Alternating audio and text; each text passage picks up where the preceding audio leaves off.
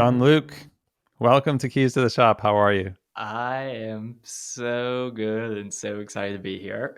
Yeah, excited to have you. I've had the privilege of working with you for a good amount of time on Railway Coffee as a client and know your story, your coffee story pretty well. And now you're in the roasting space pretty firmly, loving that life. And I'm excited to dive into your story a little bit. A story that a lot of us have in terms of finding our place in the specialty coffee industry, no matter where you're coming from. But I mean, if we just dial back to the beginning and say, well, how did you first decide that coffee was something that, this is an opportunity I want to do? Were you a coffee drinker and then you just started thinking that way, or how did that all come about? Yeah, just really a coffee drinker and enthusiast. I like say it started when I was 15. I worked for my grandfather, and so one of my jobs was in the morning about 4:45 a.m. Get up, and my job was make the coffee. And we were using it was like a percolator, an aluminum percolator, but he had gotten like a screwdriver and made the holes bigger. So it was All like right. it would come through and there's grounds, and I mean just the most like disgusting, like bitter coffee as you can possibly imagine. And so that's where it started. So I was drinking it, and at 15, I mean, I'm like, we're getting up early, like this is it, this is what coffee is. Yeah. And somewhere down the line I thought, I think this might be better. And so going into college was, yeah, just a big enthusiast. I got a Chemex, and that was kind of my first like intro into like pour overs and specialty coffee and really, tweaking tastes and ratios and things like that. And then that built up through college. And after college, I run a summer camp. And so that I still do that Hmm. now. Mm-hmm. But so that was in the summer. So for the rest of the year, I was like, okay, what's going to my kind of my career going to be? COVID hit and things slowed down. And there was a coffee shop in the town next to me, about 35 minutes away, that was closing their doors. And I used to go there all the time. I'd sit there, I'd work, I met the owner, and so we had a good relationship. And eventually he said, "Hey, I'm looking at getting out of it. Would you want to come in and take it over?" And I was like, well, that sounds amazing. Yes. So we worked out a deal. And all of a sudden, I went from not having any restaurant experience, from working at the summer camp, really only coffee as far as like a hobby goes, to owning two coffee shops and running them simultaneously, and the roaster, I which was we going are to say, also, yeah, and the roaster. Yeah. Hmm. that's quite a lot. And it's where one of those things where first question is like, oh, you obviously had decided that this is your career is going to be something different than what you had been steeped in for a good number of years. And so you wanted to explore something that was obviously it was tangential to you, like your grandfather's coffee and then the college coffee. And I love how it kind of pulled you in. And I imagine though that your experience with running a camp, a summer camp, is also helpful in feeling the confidence to be able to take something like this on. And I say confidence like initial confidence. Once we discover some of the things we don't know, Hmm. it, our passion drives us past those challenges. But what about your exposure to business and also at camp was kind of instrumental in how you decided to pursue this and some of the steps you took when you actually did purchase the coffee shop and roastery? Hmm. Well, one thing that really surprised me when I got the coffee shops, Railway Coffee was the name of the coffee shops. Railway Coffee, you say it all the time, like used to the shop. As you move up in management, the further you get away from making the coffee. And so that's kind of what happened to me is I realized, oh, okay, this is more like a management, which is actually something I was pretty good at. And as far as running the summer camp, the biggest kind of switch was or thing that carried over was running the team and the staff. And so at the camp I'll have 50 something college kids that I hire every summer. Moving to the coffee shop, I had about 20 with the two locations, about 20-ish college age baristas that I had on staff and on payroll. And that was super fun and really overshadowed a lot of my deficiencies for a long time. I had very little turnover rate. I had really good, what I felt like was really good training. I was listening to Keys to the Shop, but I had really good training, and they all seemed to really enjoy being there. I had, from the time I bought it to the time I closed, I still had about 8 or so of the original baristas all the way through the nearly 3 years, all the way through their whole college, experience. So that Mhm. was really good and really fun. You learned a lot about coffee in the process of this, especially, I mean, not just through listening to a podcast, but also just practicing and being Mm, trained. And as somebody who is an enthusiast, yeah, you know something about coffee, but I think that you have basically, a new life, professionally with running a coffee shop. It's there's a lot of pressure now. It's not just I know some things about coffee or some good mm, ratios for what I like in my pour over at home. It's like customers that count on consistency. It's baristas who count on consistency. So you have that managerial kind of experience from your past coming into play, but then there's the knowledge of coffee. At what point did you start to feel like you were coming into your own at Railway when it came to the coffee industry? Let's say, like, you started to feel comfortable about training other people after you were trained, for example. When did that happen for you? right. The biggest complaint Railway had when I bought was it was inconsistent. Hmm. So every barista was kind of doing their own thing, Some people would come in only for one barista, and so on. From the two locations, you would get, if you ordered the same thing, you would get a different thing at each location. And so that at the very beginning was like, okay, this is the number one thing I'm going to focus on: consistency. Let's Yeah. make it even across the board. And about a month in, I realized I don't have actually the technical skills to make this happen. Uh, like, like I do know a lot about coffee on like a ideological standpoint, but in like the day to day, it's totally different making one latte versus making 100 lattes, and having two people make 100 lattes in an hour. It's just a yeah. very different thing. And I think that's when I started looking around, and that's when you came in to train and like, okay, here's actually the like technical aspects. Here's how you make a consistent cup every single time, and then how you train that. And so that was like the biggest learning for me. And that I don't think I like, and I kind of say this when people ask, and I mean, I'm just really hyping you up here, and it's true. I think I would have gotten there, but it would have taken a full year of just every day in the shop working to get what you taught in about 2 weeks. So it really sped up the process.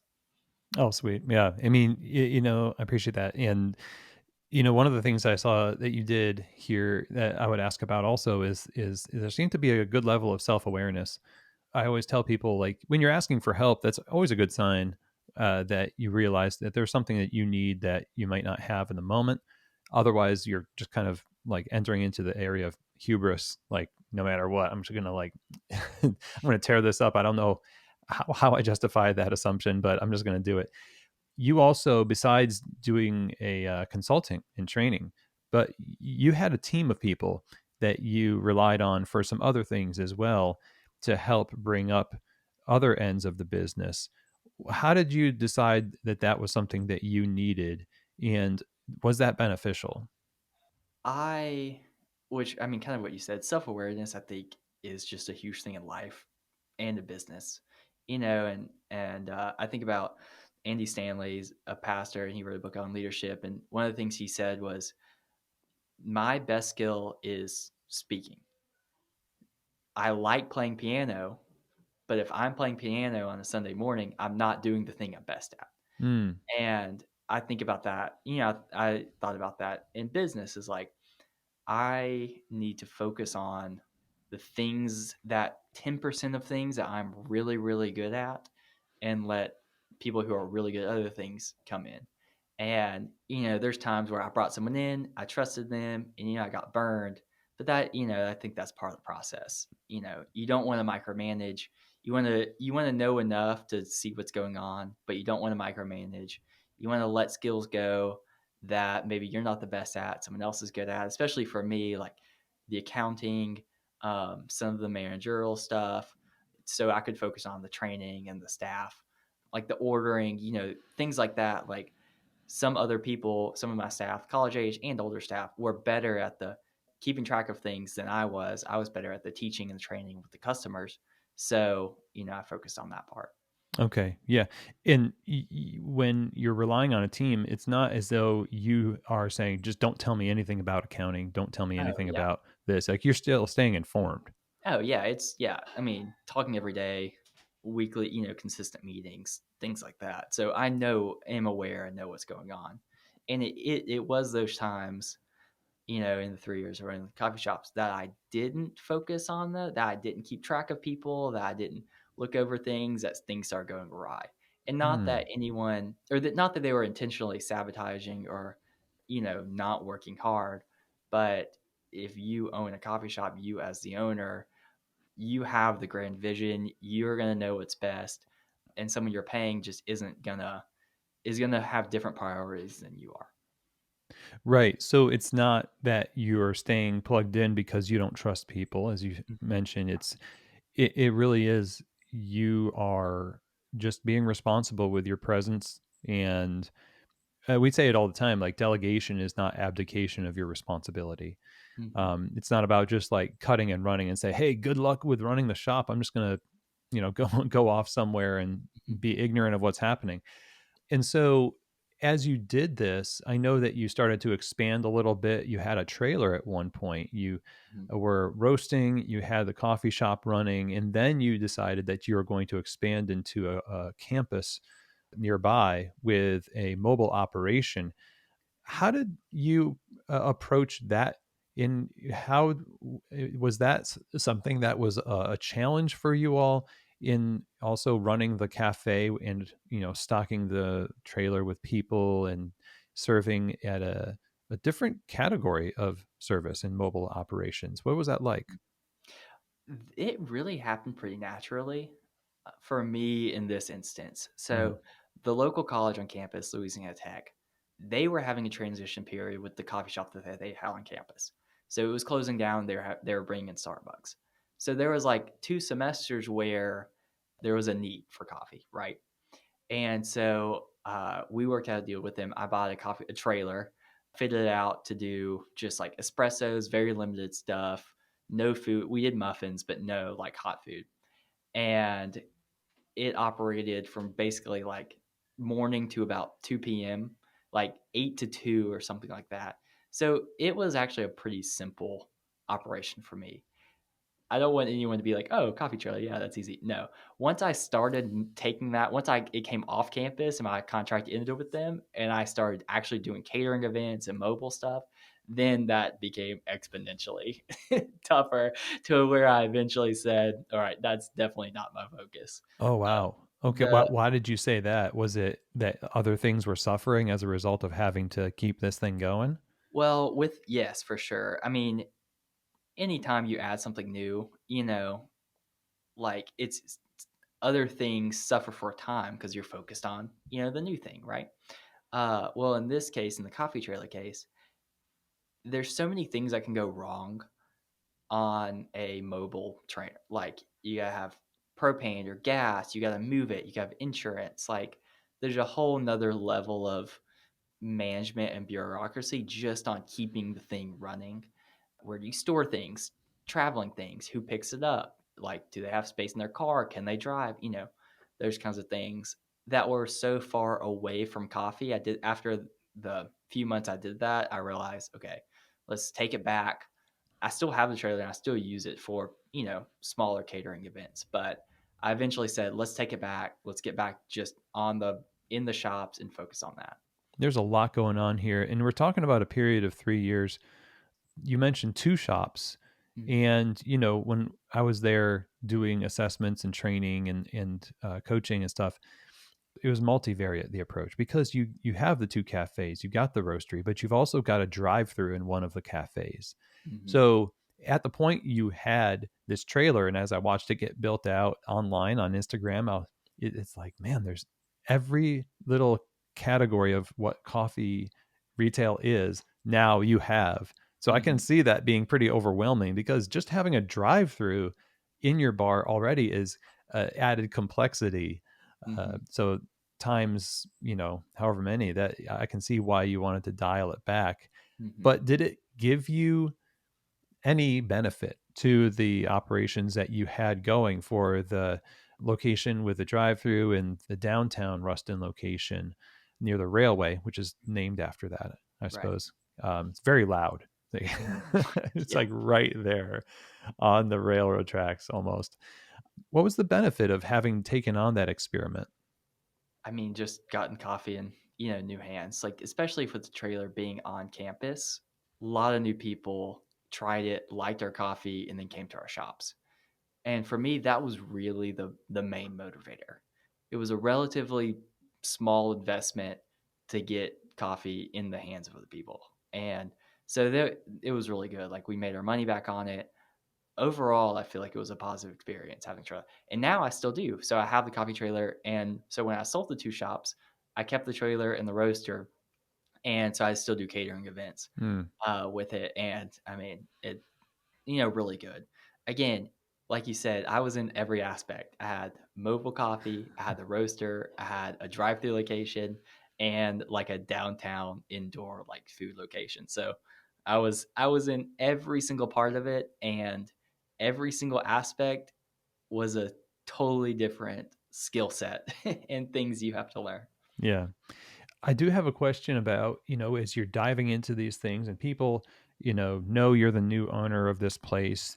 You've got the notoriety of the show and everything else that came before. So there's this channel of notoriety for the business, but there's got to be an added pressure to you in particular because of that, where you have to kind of, I don't know, obviously what that's like, except that, there's got to be this focus on like, what does this business need right now versus, yeah, okay, maybe there's going to be a lot of, liked posts and it's going to go out to a bigger network.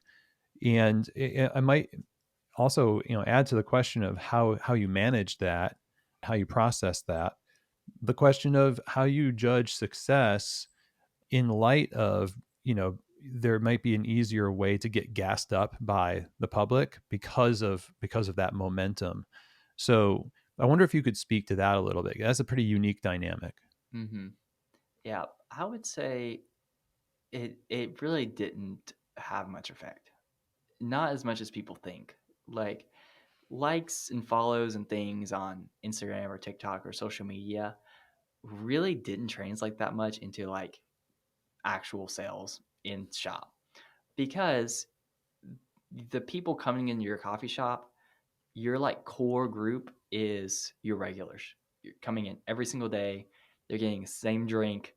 They want to see you. They want to see your face. And so, yeah, I did get, people did come to see me, but that was definitely a very small percentage compared to the Mm, everyday regular customers or the people in town. And because it was a pretty small town, it was like, oh, this is like a thing that you kind of go to because I was in there.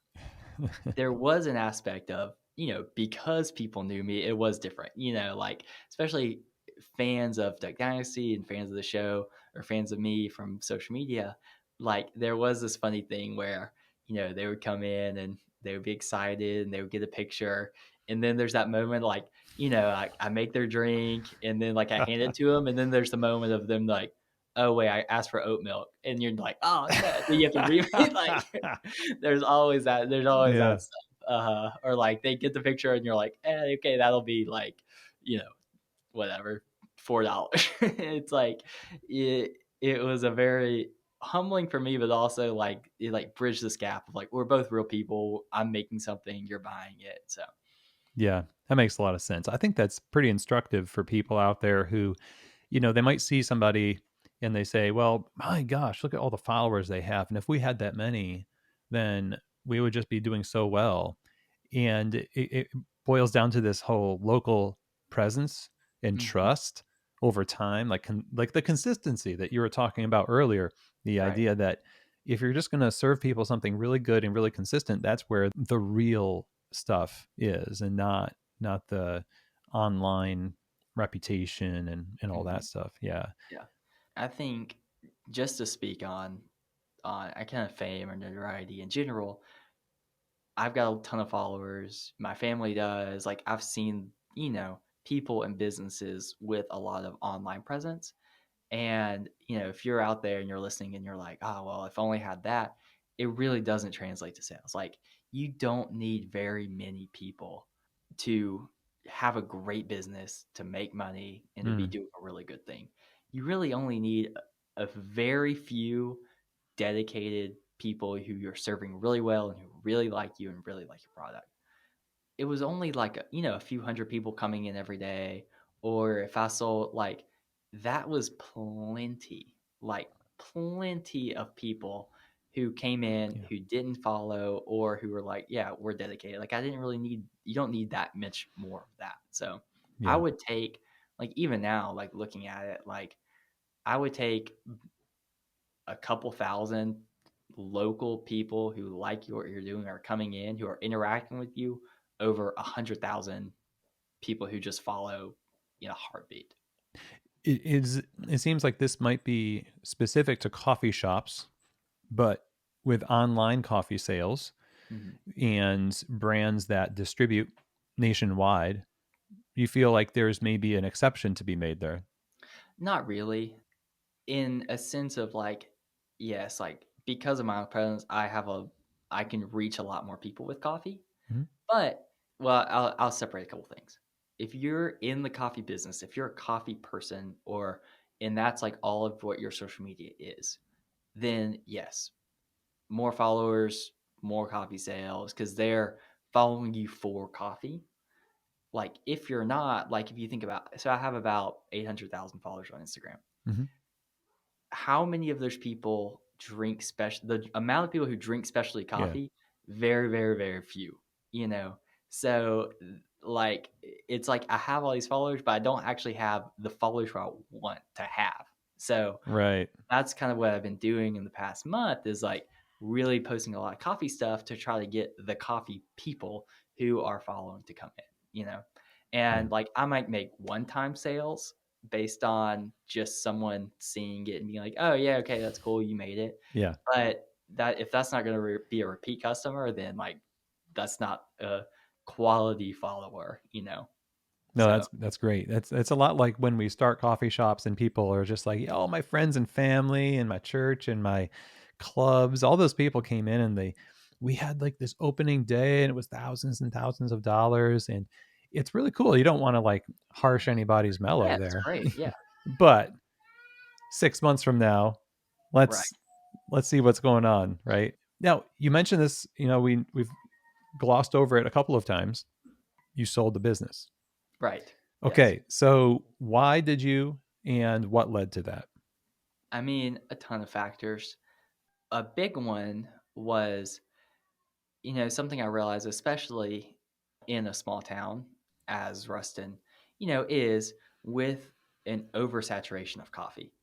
So, I mean, just for at one point, I had three locations basically on the same street.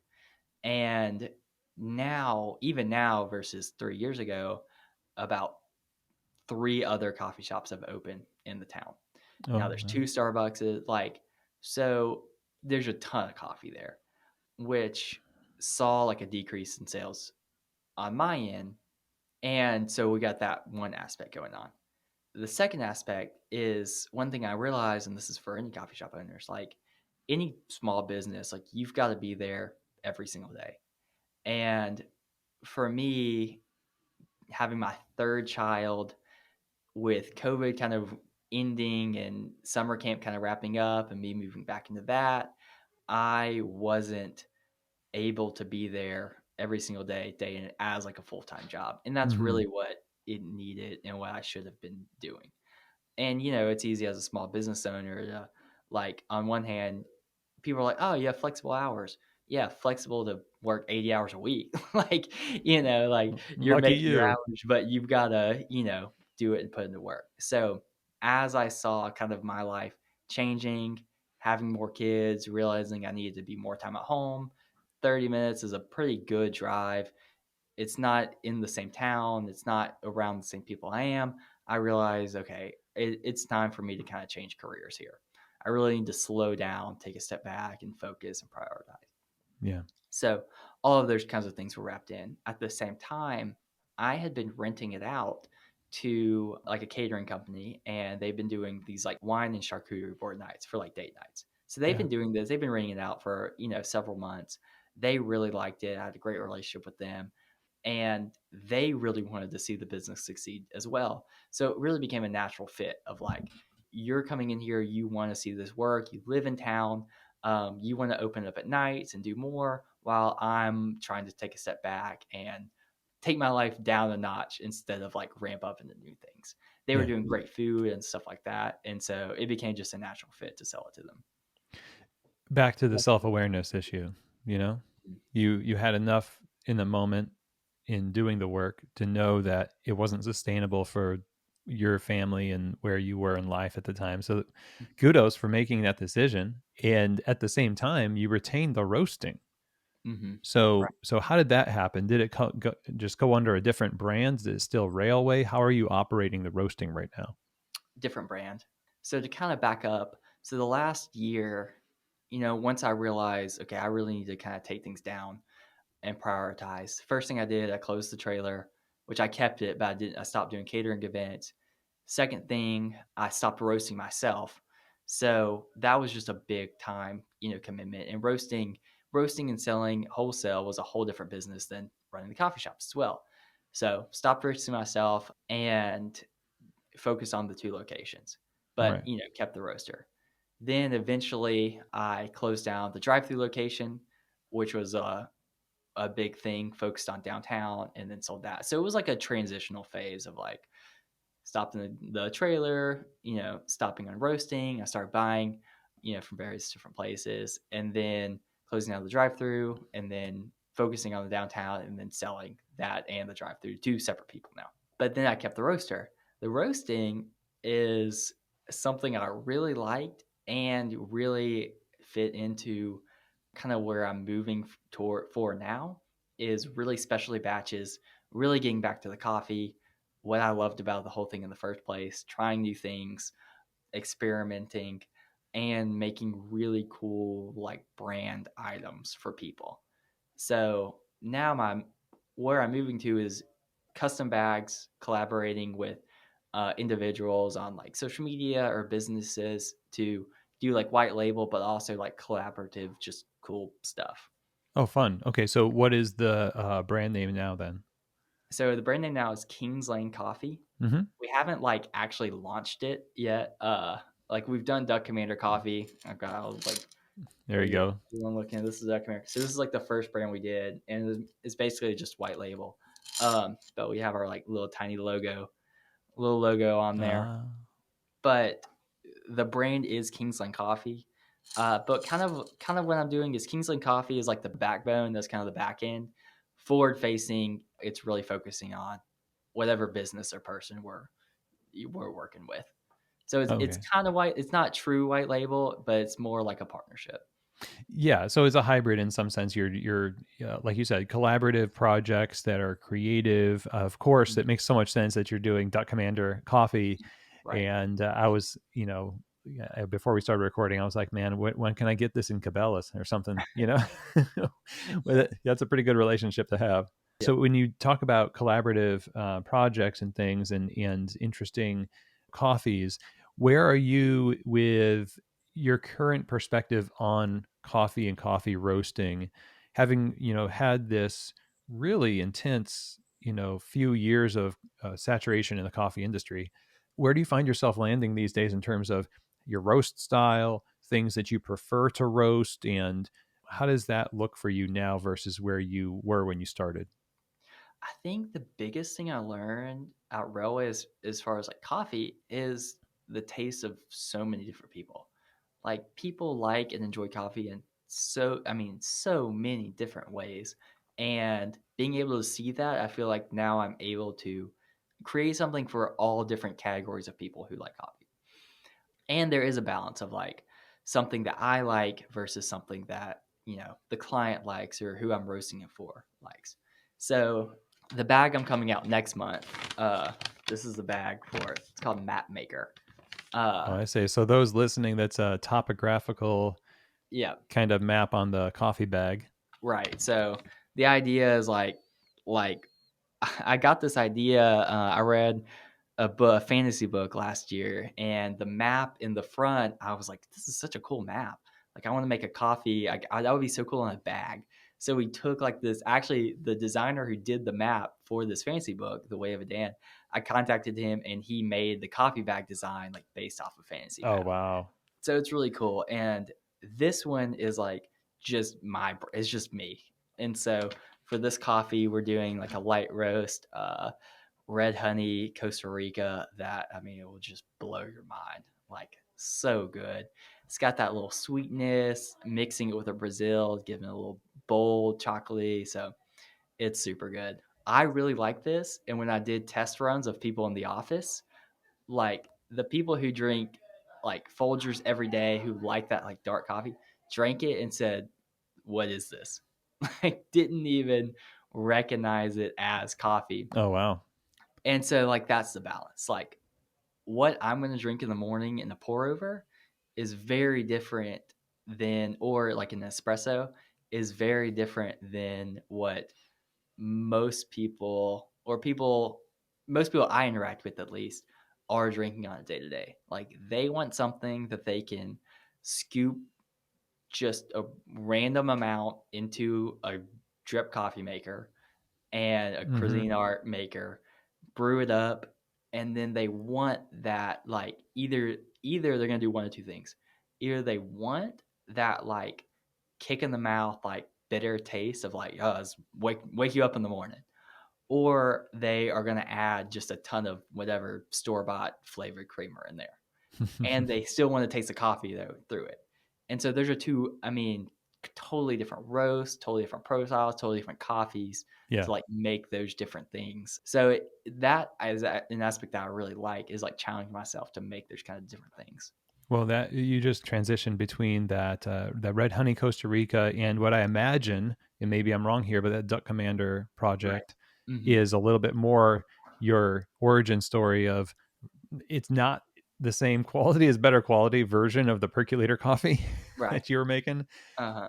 So I get that, yeah, and it's not the trappings of specialty coffee Hmm. that we in the industry are fond of, foisting upon people and saying like, yeah, Right. you have to accurately enjoy your coffee.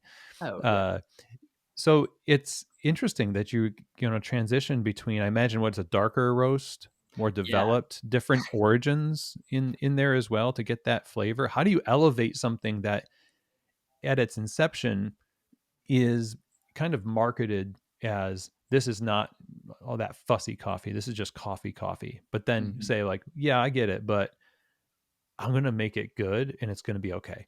Right. Yeah. Yes. Very challenging.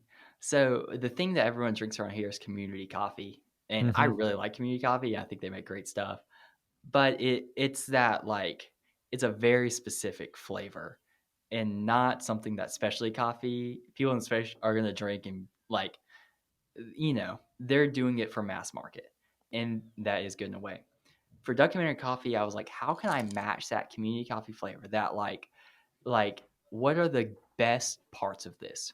It's smooth compared to like Folgers. Hmm. It is a darker roast.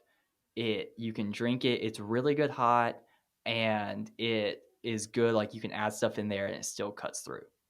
So I was like, okay, how can I take that for what coffees take that? Then I was like, okay, what's the worst parts of it? When it cools down, I mean, it's like you can barely drink it, and it's a little like you have to make it really bold. If it gets watery, then it's like, it's just like doesn't really work. And I was like, so how can I just like elevate this flavor? So for the Duck Commander coffee, I took Colombia, which community uses Colombia. Hmm. So I took Colombia. Yeah, it's a 50% Colombia, 50% Brazil. So I took the Brazil and I made a medium roast, and that gives me that like bold kind of like flavor. Hmm. Yeah. Um, And that's like just a really good cup, and it's good all the way down in a single origin. Then I took Columbia and just roasted the heck out of it. Like took it right to second crack. If not like right when I started hearing that second crack pop, like is when I dropped it. So like Right, right. burned it way more than I normally would, and mix that with the Brazil to give it that kind of like sharp like coffee when people think of like coffee like flavor. And everyone in the office like loves it because it's got that higher quality boldness that it's good hot, you can drink it all the way down to cool, you still can get a good flavor, it's still fine. But then it's got that dark roast, second crack Columbia like kick to it Mhm. that they're expecting, and that cuts through and mixes well with those like flavored vanilla or whatever creamers that they're adding into it. I like what you said there, especially around what they're expecting in the cup, Mhm. and the idea that people who drink coffee that let's say a coffee nerd would be like, "Oh, that's not like a special process, it's not light roast." Certain attributes of coffee that we don't prefer and other people expect Mhm. are values it's valuable to them. Sometimes we shoot ourselves in the foot when we force people to try to enjoy things that we enjoy because they're going to go right back to what they normally drink because for them coffee is not life. It's Right. just a condiment in life. It's part of something bigger, and it shows a lot of maturity as an industry that a Hey. lot of us are actually doing more developed roasts, we're doing more blends, and we're Mm. not as pushy. It doesn't mean it doesn't exist, but we're not as pushy. Mhm. So I don't know. It feels like a victory there. Yeah, and just the price too, like, if you're drinking coffee, if you're adding creamer and you're doing it every day, like, most people don't wanna spend $20 on 10 ounces, Hmm. that's just a lot of money to put something that if you're just drinking it for the caffeine, for that just, like, morning, like, kinda pick me up, Yeah. like, you don't wanna spend that much money on it, and so, that's the balance too. That's even the balance of my own, with Mapmaker Coffee, that I've got this really, like, high quality, Costa Rica. If I just did that single origin, it would be out of the price range of most of the people who I want to buy it, And so mixing it with the Brazil, I can kinda cut it down a little bit, but still get the good attributes that I want and that are really good while keeping it at a sustainable price. That sustainable aspect, like having people come back and drink over and over again, that's a Mhm. consistency that the industry relies upon in order to build better things in the future. There's a Right. way of underpricing things that is all about basically it's an irresponsible thing to do. Mhm. Like we can make like the cheapest possible coffee to sell so we can get market share. And then the farmer pays the price by not having the appropriate price paid to them. Mhm. But then there's also strategic pricing so that more people can enjoy coffee and then but they will buy more coffee so we can pass that on to others. And I know that you in the times that we were talking, especially in the years you were running railway, were big on the idea of social good as well with Mhm. coffee. So I wonder if you could speak a little bit about that regarding what you're doing right now. Mhm. I mean, you kinda said it, like, thinking about coffee and in the larger context and just, what you're drinking on day to day. Like, for railway, it was think of coffee, like, in community, you know, paying the baristas well, buying good quality ingredients, trying to buy local when we can, thinking of ourselves as part of this, like, local community.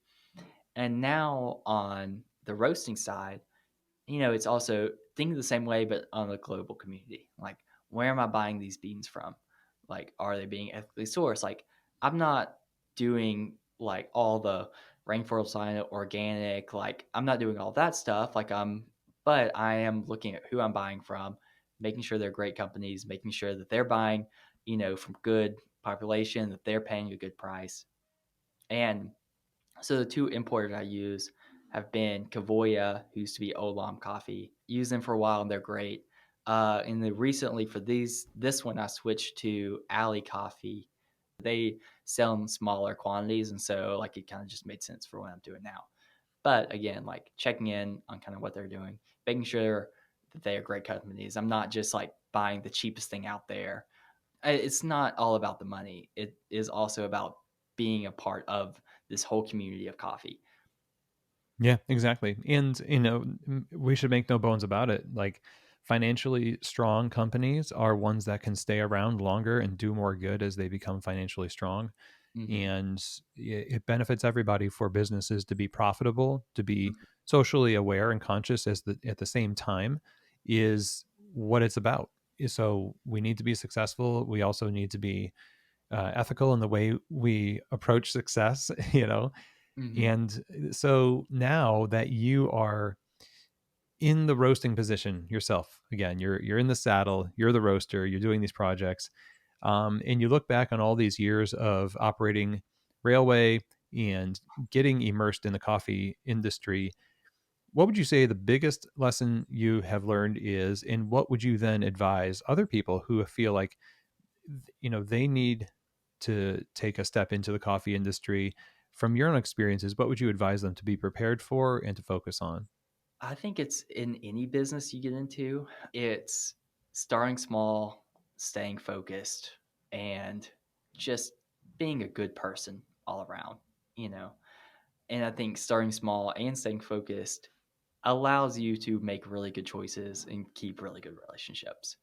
Looking back, Railway, again, I started with 2 locations and the roaster and then added a third, and Railway would have been way more successful had I have had the one location not roasted at the beginning and just done that really, really, really well. Mm, I had a unique circumstance coming off of COVID, and it was this whole business that, came so, like, I'm not, I guess, like most people, like, where you would get a loan and then start one location. But I would say, like, if you have that one location, like, stick with that. If you're getting into like, people ask me all the time, like, "Hey, I'm thinking about getting into roasting. Like, what, like, should I buy?" And then they're sending me like $50,000 D tricks and stuff like that, and I'm like, buy the best thing you can afford without taking out a loan. yeah. Roast at your house, give it to your friends, do that for like a month. If you want to start selling, then start selling at, like, go to the farmer's market, do one coffee shop. If you start selling that coffee, it starts picking up, buy a Breville, start doing some lattes, start selling those, and then Yeah.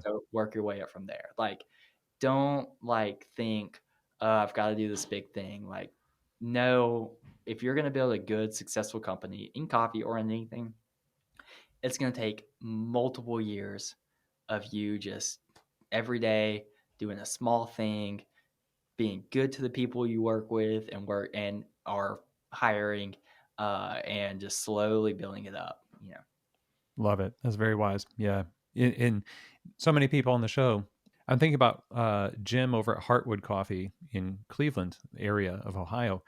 Yeah, full time plumber that started roasting in his garage, went to Hmm. farmers markets, grew it from there, had a shop, Hmm. had two shops, and it was incremental. And one of it's really interesting that we have so much exposure to other people's success stories. We feel like we need to like take that as a template and just drop ourselves into the industry fully formed, Hmm. which is more or less a terrible idea. Yeah. So, John Luke, I really appreciate you. I appreciate you taking the time to talk to us today. It was a pleasure to get to work with you in those years with Mhm. Railway. And I'm curious where we can go to learn more about your roasting currently. My website, johnlukerobertson.com, you can get updates from there. And in the next month, in February, maybe when this comes out, I'll have launched Kings Lane Coffee, and we'll be selling online. So you can get some of the cool coffees and collabs I'm going to have going on the next year. Sweet. All right. Well, I really appreciate it again. And thank you so much. Yeah, thanks for having me. It's been awesome.